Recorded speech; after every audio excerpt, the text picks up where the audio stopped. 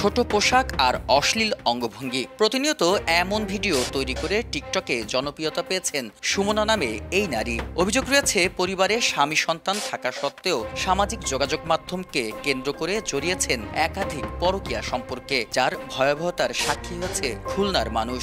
গত 23 মে রাতে নগরীর শিপইয়ার্ড এলাকায় নিজ বাড়িতে পরকীয়া এক প্রেমিককে সঙ্গে নিয়ে হত্যা করেন আরেক প্রেমিক নাইম মোল্লাকে। তাকে গ্রেফতার করে পুলিশ।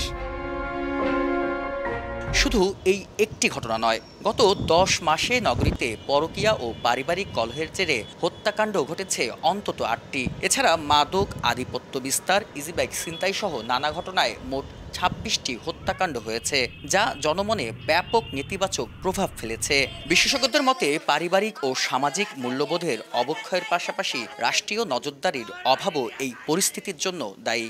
কোনো বিষয় নিয়ে আসলে মতানৈক্য মতবিরোধ হতে পারে, কিন্তু সেটা যেন হত্যাকাণ্ড এই পর্যায়ে না যায়। আইনের শাসন আছে, আইনের মাধ্যমে যাক। মানে এই যে সচেতনতা বৃদ্ধি করা যায়, আমার সাথে আপনার ডিসপিউট হলে সেটা আমি আইনি কাঠামোতে যাব, কিন্তু আমি আপনাকে কিছু দিয়ে আঘাত করব, মেরে ফেলবো। আইন শৃঙ্খলা পরিস্থিতি স্বাভাবিক রাখতে পুলিশের ভূমিকা নিয়েও প্রশ্ন তুলছেন নাগরিক সমাজের প্রতিনিধিরা।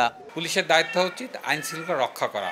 সে হলো প্রজাতন্ত্রের কর্মচারী, সে কিন্তু কোনো সরকারের কর্মচারী না। কিন্তু পুলিশ এই জায়গাটা এখনও কিন্তু সে পুলিশের শুদ্ধির জায়গাটা তৈরি হয়নি বলেই আজকের আইন শৃঙ্খলা এই জায়গাটিকে। তবে পরিস্থিতি নিয়ন্ত্রণে আনতে শুধু পুলিশ নয়, সমাজ, পরিবার এবং রাষ্ট্রের সম্মিলিত উদ্যোগের দাবি পুলিশের শীর্ষ কর্তার।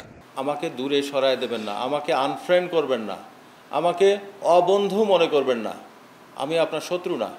আমি এখানে কাজ করতে চাই, সত্যি সত্যি আইন শৃঙ্খলার উন্নতি ঘটাতে চাই। 26টি হত্যাকাণ্ডের মধ্যে রহস্য উদ্ঘাটন হয়েছে 22টির। এসব মামলায় এজাহারভুক্ত 46 জন আসামি সহ 84 জনকে গ্রেফতার করেছে আইন শৃঙ্খলা রক্ষাকারী বাহিনী। বেলাল হোসেন সজল, সময় সংবাদ, খুলনা।